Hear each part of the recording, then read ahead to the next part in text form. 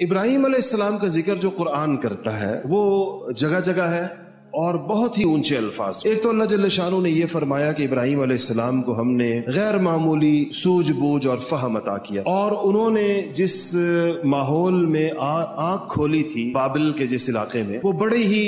زرخیز اس اعتبار سے کہ دنیاوی اعتبار سے اس زمانے کے جیسے زرخیز خطے ہوتے ہیں، اس دور کی ٹیکنالوجی، اس دور کی تہذیب، اس دور کی ایجادات کے عروج پر پہنچی ہوئی جگہ تھی۔ اس کے ساتھ ساتھ وہ بت پرستی کا اور بتوں کا سب سے بڑا مرکز بھی تھا۔ یہ جو شہر تھا ابراہیم علیہ السلام کا، یہ خاص طور پر بت پرستی کا بڑا مرکز تھا۔ جس گھرانے میں آپ کی پیدائش ہوئی ہے، آپ کے والد آزر نہ صرف یہ کہ وہ بت پرست تھے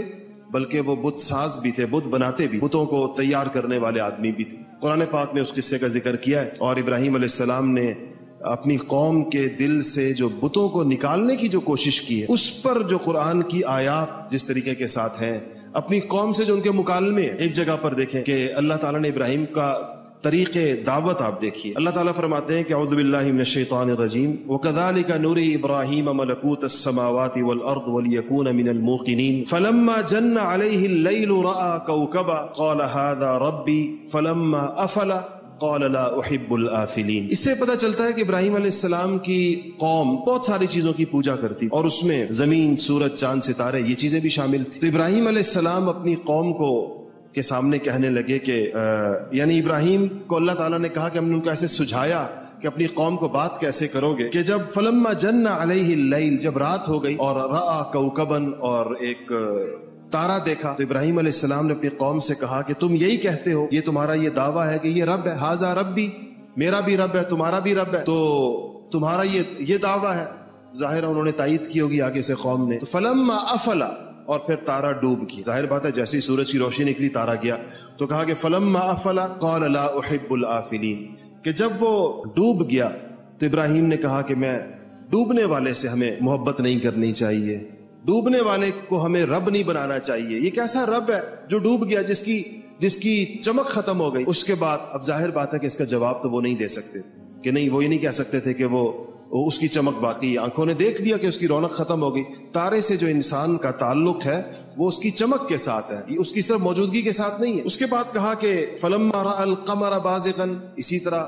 کسی دن ان کو لے گئے اور کہا کہ یہ ہے دیکھو چاند چمکتا ہوا۔ قال هذا ربی، کہا یعنی یہ سوال ہے اپنی قوم سے کہ تم یہی سمجھتے ہو، یہی کہتے ہو، یہی دعوت دیتے ہو کہ یہ میرا رب ہے؟ ابراہیم اپنا کہنے لگے، اور تمہارا بھی۔ ظاہر بات ہے کہ وہ لوگ اسے دعوی۔ تو فلما افل قال لئن لم يهدني ربي لأكونن من القوم الضالين، کہ جب پھر وہ چاند ڈوب گیا تو انہوں نے کہا کہ دیکھو اگر میرا رب میری رہنمائی نہ کرتا تو میں بھی ان گمراہوں میں شامل ہوتا جو اس کو رب سمجھ رہے ہوتے، جو اس کو معبود سمجھ رہے ہوتے۔ اللہ کی رہنمائی کی وجہ سے ہم اس سے باہر ہیں۔ اس کے بعد تیسری چیز کہ فلما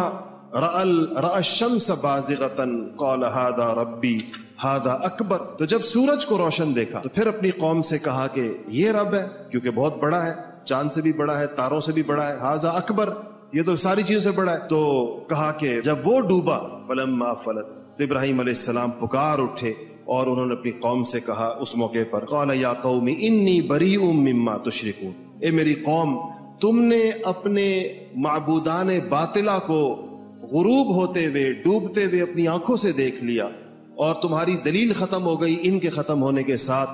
اور میرا جہاں تک تعلق ہے انی بریء مما تشرکون، میں بالکل بری ہوں ان چیزوں سے جن کا تم شرک کرتے ہو۔ یہ ایک طرح کی ایک ڈیمانسٹریشن، ایک طریقہ تھا ان کو سمجھانے کا اور بجھانے کا۔ اللہ جل شانہ نے اس کی تعریف فرمائی کہ ابراہیم علیہ السلام کے اس طرز کی کہ اپنی قوم کے سامنے کیسے انہوں نے ان چیزوں کو رکھا۔ اسی طرح ابراہیم علیہ السلام کی ہی ایک دعوت کے کچھ الفاظ ہیں۔ ایک موقع کے اوپر جب ان کی بات ہوئی، جھگڑا ہوا نمرود کے ساتھ، تو کہا کہ اذ قال ابراہیم ربی الذی یحیی و یمیت، مارنے والا اور زندہ کرنے والا میرا رب ہے۔ تو نمرود نے کہا کہ میں بھی مارنے والا اور زندہ کرنے والا ہوں۔ قال انا احیی و امیت، اور میرے مارنے اور زندہ کرنے کی مثال یہ ہے کہ ایک سزائے موت کے مجرم کو بلایا، کہا دیکھو یہ مرنے والا ہے، سزائے موت ہو چکی ہے، چلو بھائی تم آزاد ہو، میں نے اس کو زندگی دے دی میں نے۔ اور ایک بیچارے بے گناہ کو پکڑ کے کہا کہ یہ گھوم رہا ہے اور اس کے پاس زندگی کا حق ہے، میں اس کو زندگی کے حق سے محروم کرتا ہوں، اس کا سر قلم کر دیا۔ کہا کہ یہ دیکھو اس طرح میں زندگی دیتا ہوں اور اس طرح میں زندگی لیتا ہوں، इब्राहीम अलैहिस्सलाम ने कहा कि फ़इन्नल्लाह यअती बिश्शम्सि मिनल मशरिक़ फ़अति बिहा मिनल मग़रिब, कहा कि ये रब मेरा जो है ये सूरज को मशरिक से निकालता है, अगर तू भी रब है तो चलो इसको मगरिब से निकाल के दिखाओ, तुम आज दूसरी तरफ से इसको निकाल। कुरान कहता है कि फ़बुहितल्लज़ी कफ़र, मबहूत रह गया, इसके ऊपर कोई जवाब उससे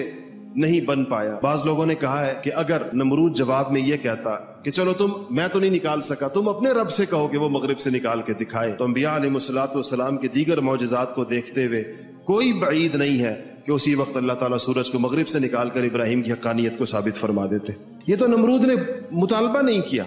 वरना वो कह सकता था ना कि चलो